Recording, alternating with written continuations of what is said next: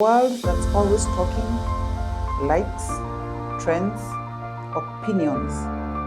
How do you ever hear your own voice? Today, we're talking identity. Raw, real, and relevant.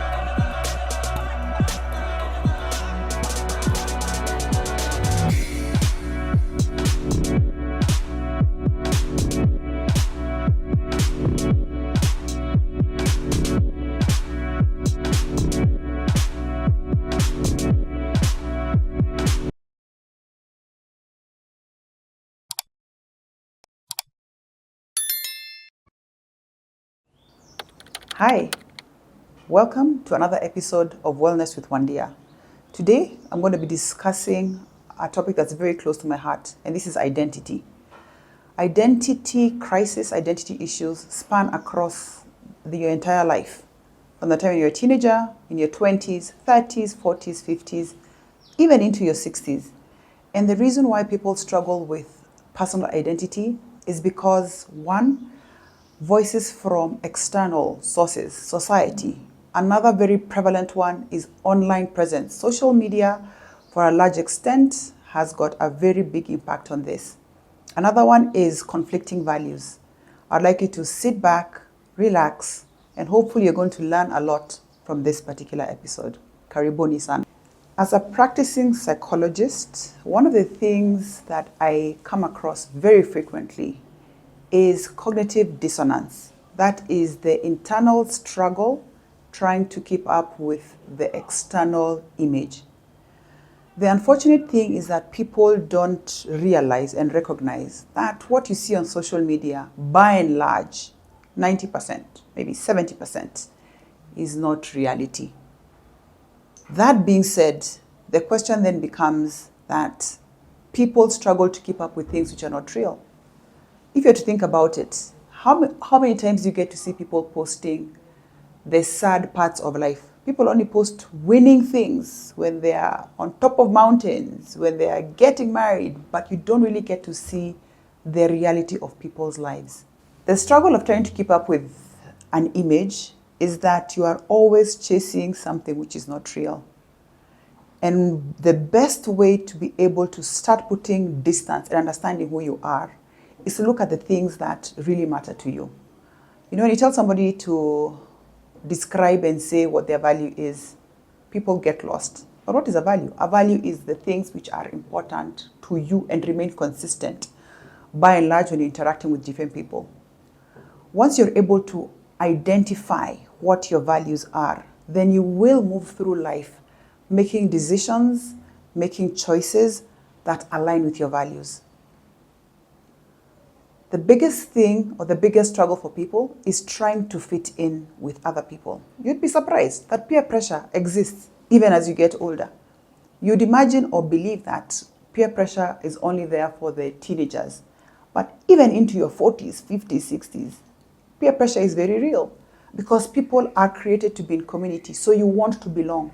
And in trying to belong, sometimes you push down your values so that you can be accepted. The resulting factor or resulting thing is identity crisis.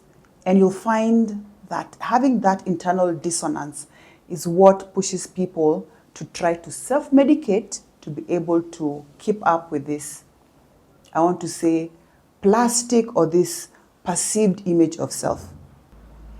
In trying to fit in with people who are not your tribe, and in this I mean, when I say tribe, people who have got similar values to you, in trying to fit in with people who are not of your tribe, you'll find that in your quiet moments, you're very uncomfortable, you're feeling very sad, and sometimes you actually get depressed.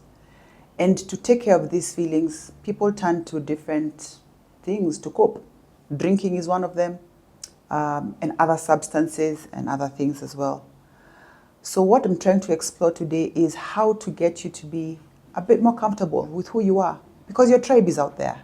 Let me give you my story. I think it's important because I can speak about this from a very clinical perspective, but sometimes it's good to humanize and to help you appreciate what this actually looks like.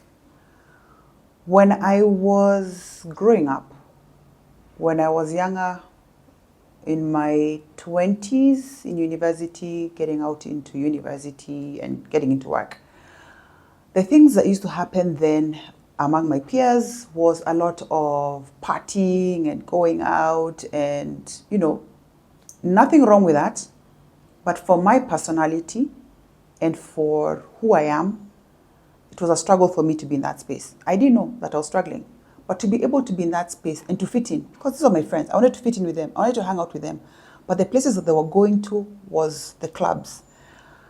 I found that I tended to have to drink a bit more just to be able to be comfortable in a crowd. And I did that, and I knew for me to go out, I needed to have a drink. Luckily for me is that as I've grown older and I've gone through the process of understanding who I am, I'm very comfortable in my space. I'm somebody who thrives in quality interactions. And now you'll find me in spaces where I'm having very deep and meaningful conversations. So I'm challenging you as a person to try and understand and figure out who you are. When do you find that you are most happy? When do you find that you're most calm? When do you find that your spirit is content? Had I continued down this road of trying to fit in and doing things that were conflicting to my values, I would have experienced increasing anxiety, increasing depression, increasing sadness. Anxiety is brought about because I am not comfortable being in those spaces. So even the thought of going to hang out in those spaces would create some tension within me. Another one is that after having spent time in that space, I would experience overwhelming sadness because that is not what my spirit wanted or craved. Another thing is that being in those kind of spaces, I never really felt that I was Wandia, what people call imposter syndrome. So you're there because you want to fit in, because you want to be part of a unit, you want to be part of a tribe, but getting out of that space, you do recognize that you truly are not fitting in because you're not showing your face. You're actually wearing a mask in order to be accepted. So I think I've spoken a lot about identity crisis and some of the things that you could experience. Now let me give you a few solutions. And let me put a caveat. The solutions I'm going to give are twofold. One, from my experience growing up and what I went through, and the other as a practicing psychologist. The first thing is that I would encourage you to shut off the noise. Create time to unplug from social media. Don't allow yourself to endlessly scroll on social media, consuming that content. Be deliberate, shut it off, and spend time with your thoughts. One thing that I find people don't do is that they don't stop. So train yourself to stop. And in the stopping, get a journal and allow yourself to free flow. Write. Allow your inner thoughts to come onto paper. And in doing that, you'll start discovering your real self. That is the first thing. Shut off social media. The next thing you should do is, look for a trained psychologist. Have a conversation with somebody who can guide you. Somebody like myself or the people who are in the field. Allow them to guide you through this process of understanding and uncovering who you are and ways to better cope. The other thing that I would recommend that you also do is to find connection in nature, because there's something very healing about being outdoors.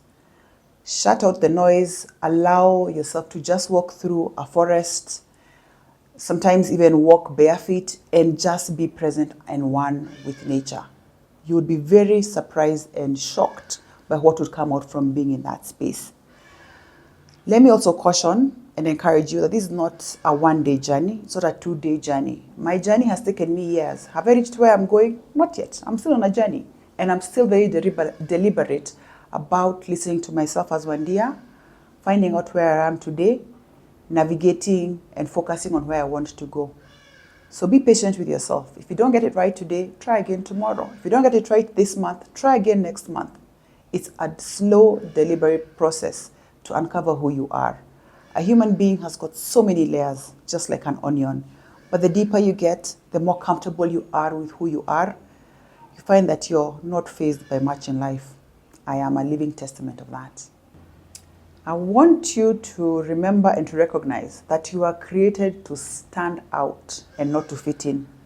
What does that mean? You truly have to find yourself. If you're struggling to walk this journey, I would encourage you to reach out to me. I am a trained psychologist practicing in Nairobi. My number is below, DM, and I can be able to have this conversation with you. You were created to stand out. The world needs you to be authentically yourself so that we can experience the magic that lies within you. Thank you for watching. Subscribe, like, and share this content. See you at the next episode.